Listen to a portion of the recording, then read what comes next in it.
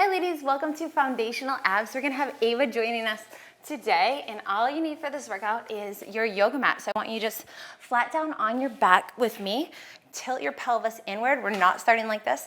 Tilt it in and walk your heels out all the way on the mat, keeping contact with your low back onto the mat.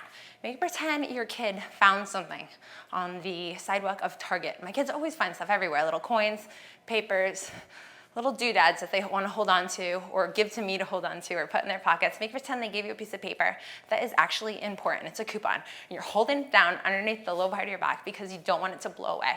That's how hard I want you pushing it in. The wind is blowing like crazy and you're not letting that little coupon get away. Really push down. And that is the type of engagement I want out of your abs this entire workout. Good. In plank with hip dips at the end. You can keep your feet on the same side.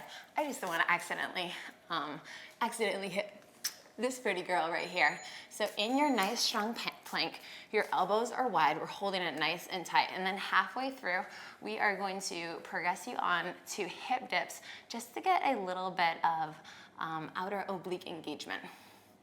Really, there's two ways to work the core. We want to resist movement, keep it from moving, which is what we're doing right now, or add some rotation or create a lever. So we're doing a little bit of both in this exercise. And I want you to drop your hips down, pull it back up to center, drop it down, pull it back up to center.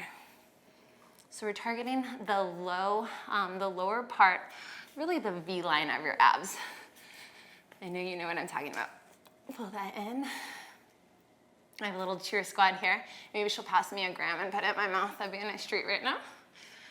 Good. And rest it out. Onto one side, I kind of like to double fold the yoga mat and just give my elbow a little extra support.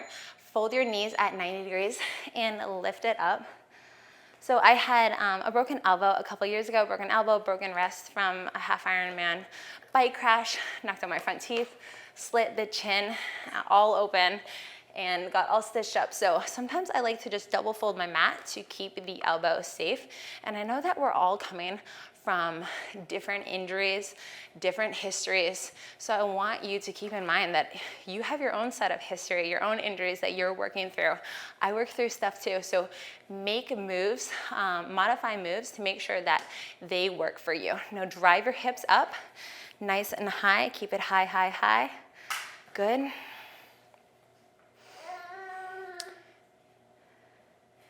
And hanging out right here. It's really starting to burn in this oblique. Now we're gonna do the exact same thing, other side. Oh, she's double fisting it. Water and snack at the same time. And again, on your knees. So very actively engaging these muscles all the way from here, all the way up to your ribs, reaching it up. You should feel engagement. Put your fingers on it. Feel it clench. Push it in. If you have a layer of fat right there, you still have obliques underneath. We are still training them. So hips nice and high. Sometimes it can be so hard just to stay in the same position, not even moving at all can be the hardest. If you start to feel yourself wiggle or wobble, give yourself a break. If you feel like your arm can't sustain this, it may be because your shoulder isn't perfectly stacked over the elbow. So make sure it's completely stacked and that you're not putting all your body weight into your elbow. We're putting body weight through the entire forearm, wrist, hands, and palm. Dolphin crunches. Hands will be interlaced like this. Drill that low back in and crunch it up.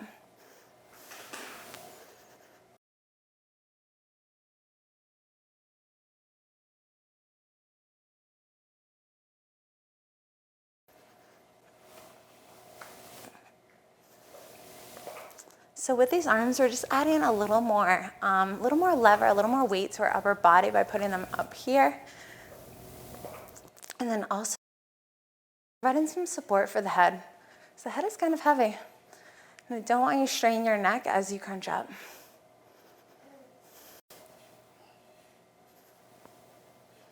And 10 more seconds.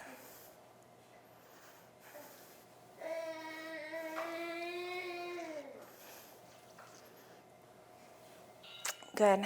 And let's fold the knees, 90-degree angle, we're gonna be doing windshield wipers here. These are absolutely key for the transverse abdominis, the muscles that wrap all the way around your core. We do them in the 12-week post-pregnancy plan too, but the key is that you are doing them with mindfulness and diligence. We aren't just leaning our legs out and letting them hang on and coming up like this. I've seen lots of this before, but not you. You are leaning to the side and then with control, pulling it back to center. Knees are staying at 90.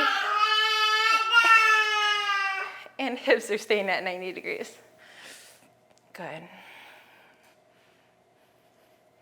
So your back is staying contact with the floor. Both shoulders are always staying on the floor. And then you're actively driving the back of your pelvis down.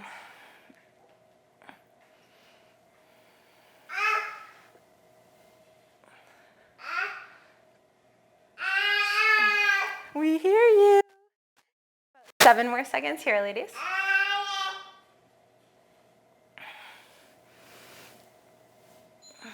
Good. And grab your mat. I want lower body reverse crunches. I also like to call these cloud pushers. So we're reaching those toes up to the cloud and poking a little hole in them. She is getting to be such a chatterbox. I was worried because Ava doesn't have any words yet, but the pediatrician was like, wow, your daughter is talking so much. So I guess if a pediatrician calls it talking, she's doing just fine. But you know, she gets talked to all day, gets read to all day. The boys talk to her, so I know she'll have her first word soon. Good. Get it nice and high.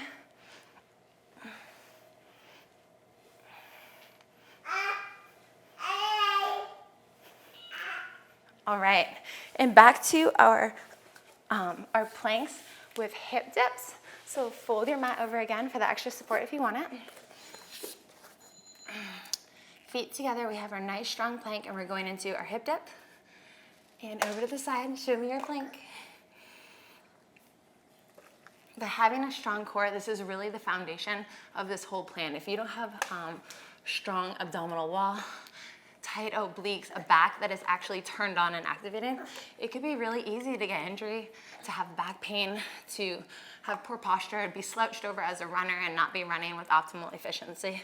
So having a developed and balanced core is really, really important to me for you, for your benefit all around.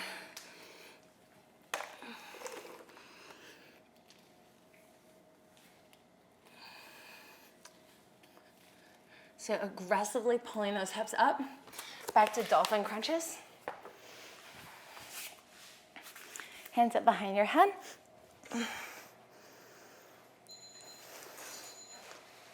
And getting them off the mat. I don't want any arch in the back. See the difference here? How you can fit a whole hand under there? Nope, you're drilling that back into the mat and keeping it down. So once you learn how to train your abs properly, it literally changes everything. It revolutionizes the way you train your core. And that's what I want you to get out of this today is like, wow, something just different clicks and you realize this is how I train my core properly. I don't need to do abs for 30 minutes. You can literally just do 10 quality minutes and get so much out of this.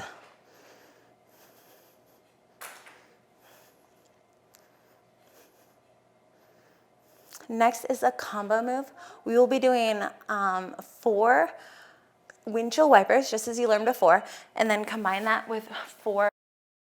So get ready for your windshield wipers. We're gonna be leaning side to side 4 times, and then 4 reverse crunches.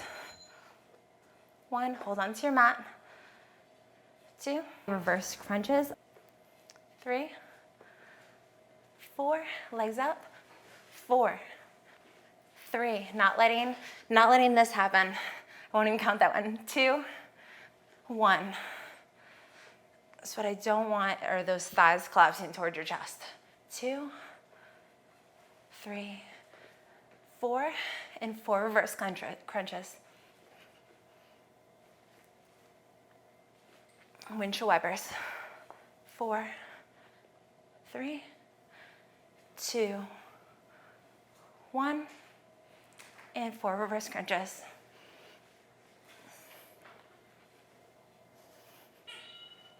And you are done. Come down with me on your tummy.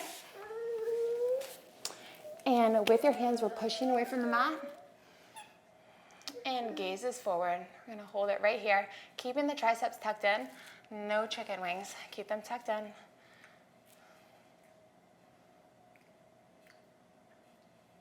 And back down. And one more time.